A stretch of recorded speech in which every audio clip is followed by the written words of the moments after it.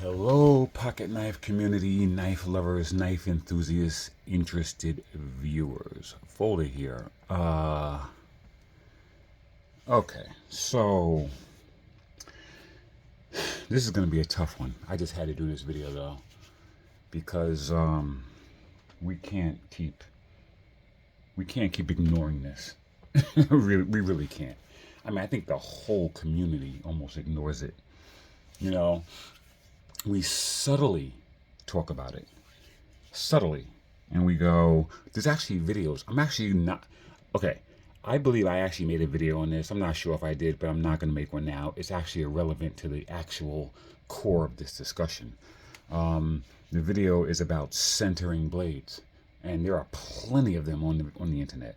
I mean, it's not that difficult. It's about loosening body screws and manipulating the pivot screw, and sometimes you move the blade over and retighten the screws. It's a process. So if you need to do that, you can tune to another video and do that. But that's not what this discussion is actually about. It is about pivots. It is about blades not being centered, and this is what brought the subject up. So this is a Spyderco Manix 2, lightweight, and it's in FRN. FRN means fiberglass reinforced nylon. It's basically an injection molded plastic made by Spyderco, and that's actually an excellent material. It has a special bidirectional pattern on the grip that allows it to be on the scales that allow it to have very good grip, and it's Spyderco's way of putting out a budget scale, and a lot of times they combine this with a high level steel, and that's the case here. This is Maximate CPM Maximate. I'm sorry, Rex 45. I'm thinking about Maximate. Okay, anyway, this is Rex 45 CPM Rex 45 crucibles. One of their toughest, most highly edge retentive steels. It is essentially a super steel, and it's one of the most high level super steels for edge retention.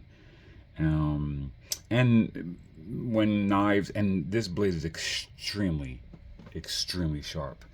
When you have a steel that has edge retention of this manner, you can definitely put a really wicked sharp edge on it, and you can rest assured that it's going to hold that edge. The torture test for this steel is all through the internet, and it's extremely impressive. But that's actually not what this video is about either. Okay, this video is about the lack of blade centering when it comes to Spyderco, and then some other brands. I'm not going to just pick on Spyderco in this video. I'm going to pick on some other brands also. But Spyderco is a big, it's a big violator of this. We've come to just accept certain models in Spyderco as having blades that are off center. And I get it. I actually do get it. I get it. I totally get it. FRN, right? Look. So we see that movement, right? So we know there's movement in this. This is not something that you can't move around. When you look inside, there's no liner. So you got movement, no liner. Okay, so we're starting to see where the tolerances will put us, and we'll end up with something like this, right? Okay. And I'm going to tell you, I've had other Spyderco models where you can't fix this. I haven't even tried to fix this. I just got the knife, looked at it, and I'm making this video. I haven't even tried to fix it. I don't even know if I am. But that's frustrating. That to me is frustrating from a company like Spyderco. That is literally one of the best knife companies in the world. And I sincerely mean that. I am an absolute lover of Spyderco knives. And they do so many things well. And they can make this knife so this is not like that. They can. can't tell me that Spyderco can't fix that. They can't put out a product that doesn't have a blade that much off center. Come on. This is the Manix 2, like I said, one of the best Spydercos ever made. It has the cage ball bearing lock, which is a proprietary locking mechanism by Spyderco and exclusive to the Manix 2. So it's exclusive to Spyderco and exclusive to this model in Spyderco. Spyderco has not even put out another knife with this locking mechanism. They just continue to make Manix 2s and Manix 2 XLs. Whereas their other locking mechanism, like the compression lock, you'll find across different models. You won't find this lock along different models. So this is a special knife by Spyderco, and it amazes me. So yeah, I also have another knife, the Delica. Mine happens to be in another super steel. K390, ridiculous super steel, unbelievable edge retention, just amazing, holding an edge forever. You can cut stuff forever with this before you have to sharpen it, and this is absolutely razor sharp. So it's a super steel. This particular knife that you're looking at, I happen to put titanium scales on it. But this knife also comes in FRN. Comes in FRN. And you know, I couldn't remember because I got so many daggone knives. Right, but this knife actually, so this is gonna really put a hindrance in my argument. Actually, it doesn't hurt my argument, it reinforces my argument. But this knife has a full liner. So this is an original FRN Spyderco.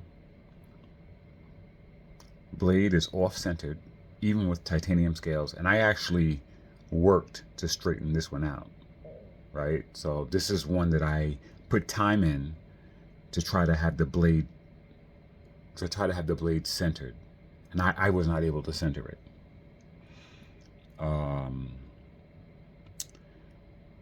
And this is also an FRN, which has a terribly centered blade. Ironically, both of those blades are cockeyed to the clip side of the knife. But the problem is now that this knife is completely unlined. 0 liners inside. It does have this enormous anvil, which is a basic part of the proprietary locking mechanism of the cage ball bearing lock. But there's no liner. This does have a liner. New titanium scales. And it's still off-centered. So, what is it? I have the Hogue, the 6-hour Hogue K320. I'm just using this knife as an example, because I've never heard of anybody or seen, and I have 3 of these, 2 FRNs and 1 aluminum, or 2. Actually, this is a polymer, like the same polymer they use in firearms.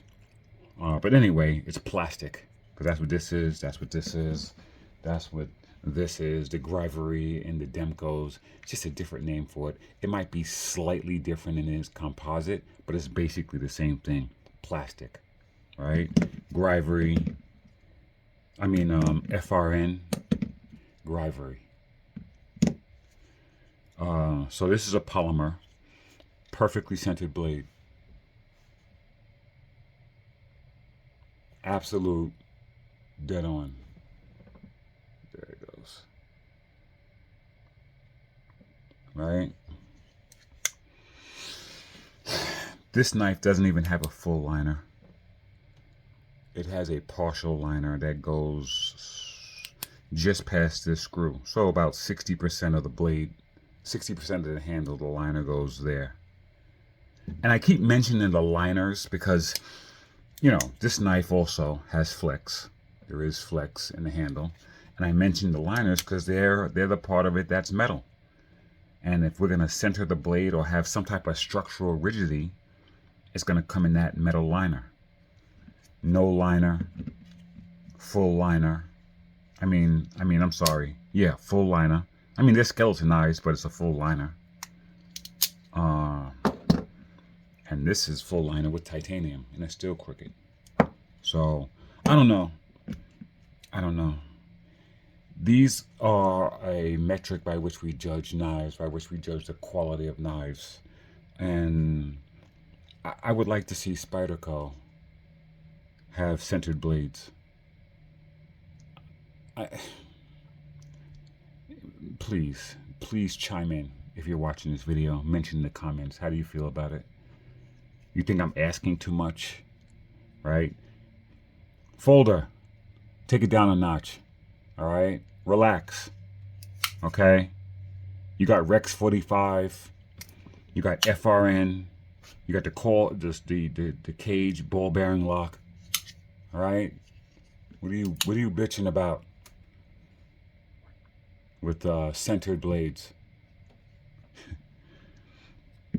It's just that when we have certain knives and we judge them by their quality or how the metric by which we judge the hierarchy of knives, when you have something like a Demco, right, 80-20, semi-custom knife, full titanium, you would expect the blade to be perfectly centered, and it is. And if this wasn't perfectly centered, then it'd be like the blade's not centered.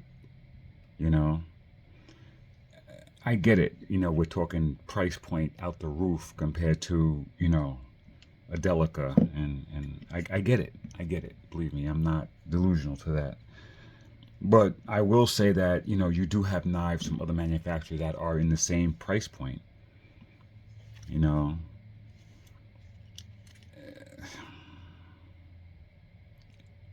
don't know. So this was a rant. Just in case you didn't know, just in case you're watching this video and you don't realize what I'm doing, I'm ranting. Right? I'm ranting about that. And if I didn't love the company so much, I wouldn't be ranting about it. They are an amazing company. They do put out amazing products. And, probably as a collective, it's still probably my favorite company. Collective of all their stuff combined. But I don't know. You pick up a Rex 45, and then you got to go out and get an applied weapons technology scales. I didn't want to change the scales on this. Like, I got this saying I'm not changing the scales. I wanted the black and the white, and the fact that it's but now I feel like I need to change the scale. And then what happens if I change the scale? Right? What happens if I change the scale and it's still crooked? Right? So I don't know. All right. That was my rant. It was a rant that went nowhere. So, if you listen to it and you want to comment, please chime in. All right, that's all I got.